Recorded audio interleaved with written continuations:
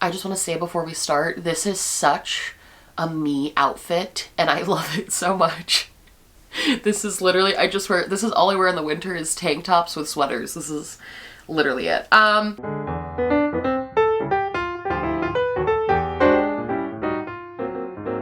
friends, hello, hi, how are you? Welcome. Today I want to talk about a really interesting phenomenon that I have been seeing on the internet a lot, which is this phenomenon of reboots and why they kind of suck. Say that to be mean. I just think that nobody wants reboots a lot of the time, and even when we do want a reboot, it very rarely meets the expectations that you had from the original show. I think that it's really interesting how many people are basically just sick of them and over them at this point, and I want to talk about it. About a month ago, a creator named Lindsay Shaw, who is...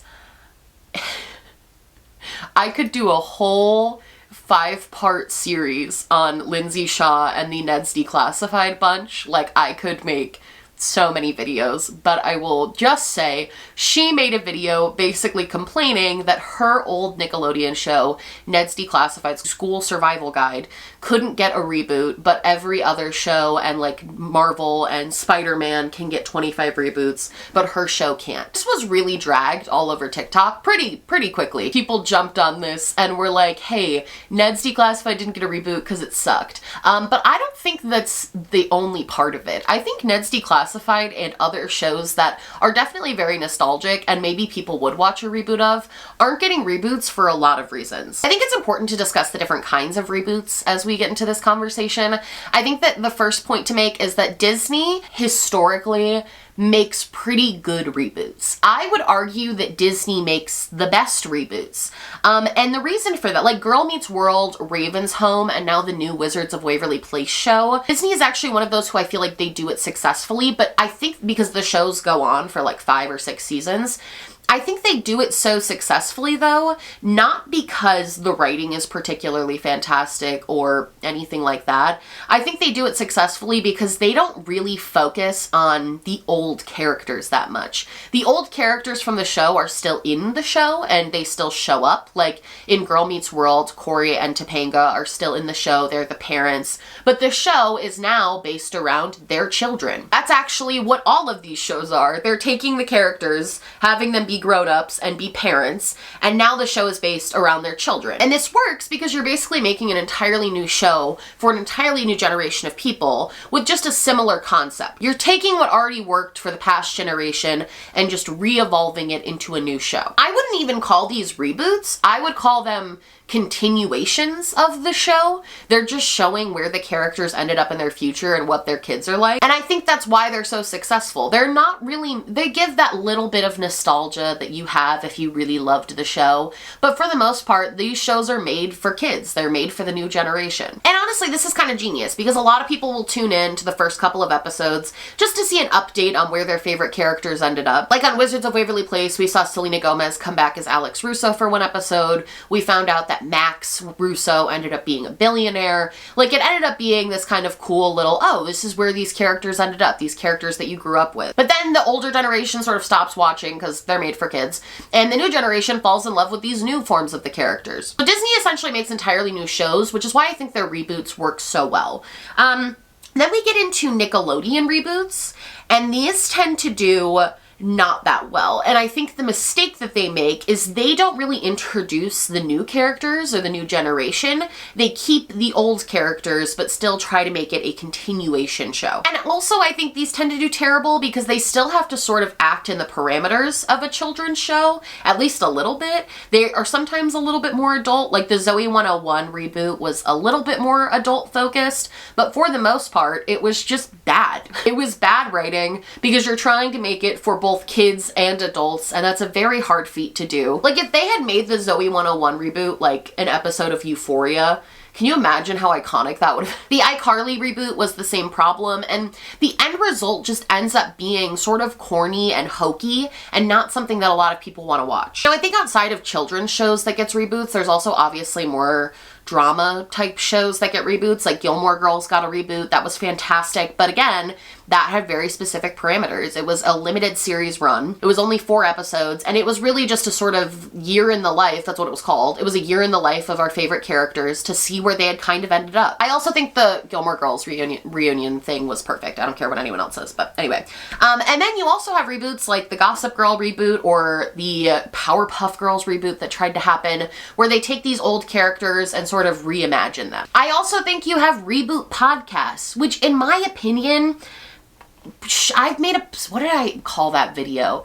It was like something to podcast or pipeline. And it was basically just all about like people who go to podcasts and everything. And I talked a lot about Reboot podcasts, which is basically where people go through and watch the show that they were once in and talk about it. These are rampant. There is one for every show. Every actor who wasn't able to get a job after that show ended now has a podcast rewatching that show. And some of them are good. Like I like Office Ladies. I like the one that Glee does. I think they're kind of interesting to hear the behind the scenes, but most of them are just trying to sort of relive the glory days of when that show was popular. And also, Reboot podcasts can sometimes ruin a show. I hate to go back to Ned's Declassified because I really don't want to seem like I'm harping on these people. Like the Ned's Declassified podcast is crazy, and I am going to talk about why for just a quick second. Like sidebar, Ned's Declassified podcast, that show is crazy.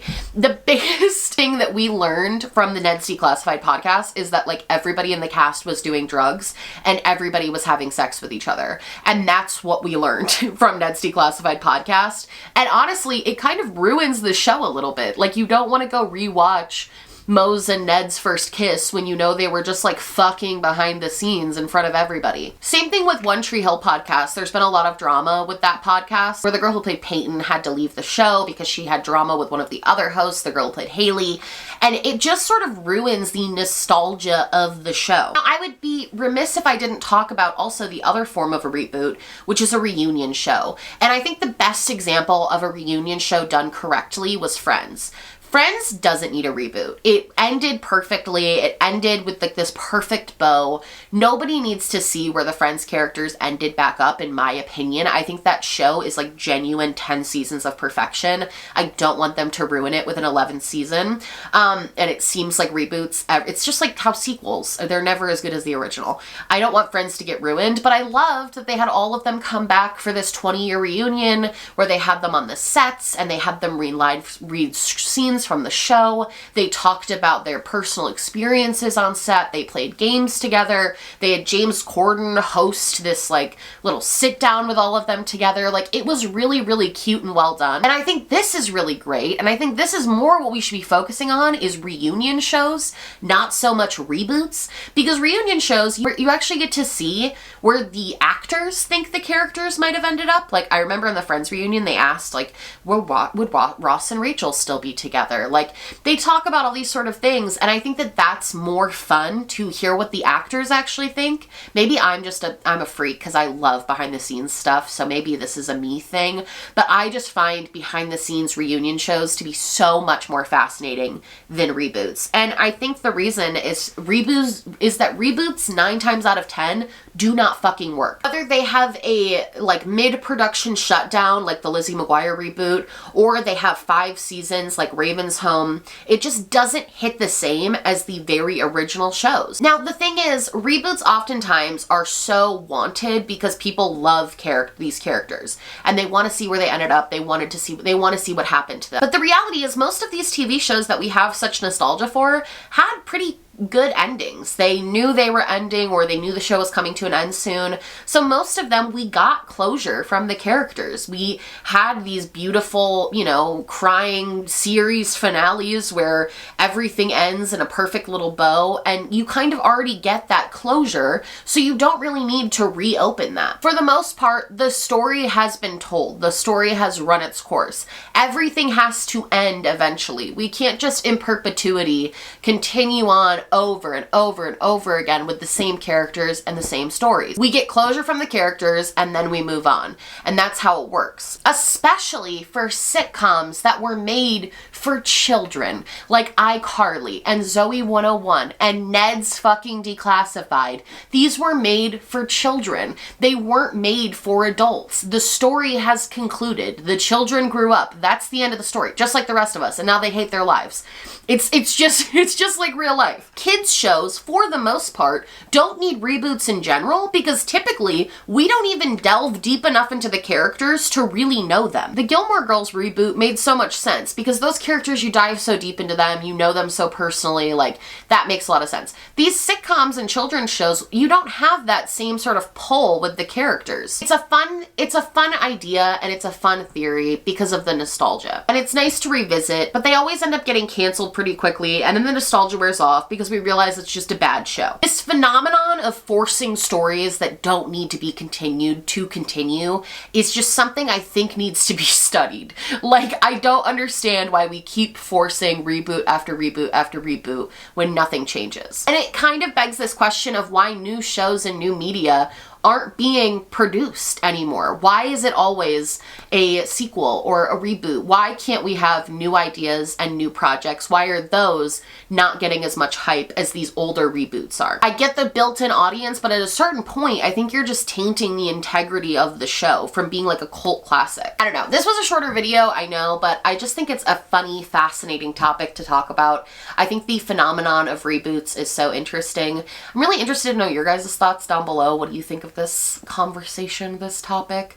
Do you think Ned's Declassified needs a reboot? What shows would you actually want to see a reboot from? What shows do you think don't ever need a fucking reboot? I'm so curious to know your thoughts and opinions on that. And yeah, I love you guys so much. Merry Glomus. If you like this video, please like and subscribe, or just like, or just subscribe, or do neither. Honestly, just so happy you're here watching. Thank you so much for being here. My social media and my social justice spotlight will be linked down below in the description. Please go check those out. And yeah, I love you guys so much, and I will see you in the next one. Bye!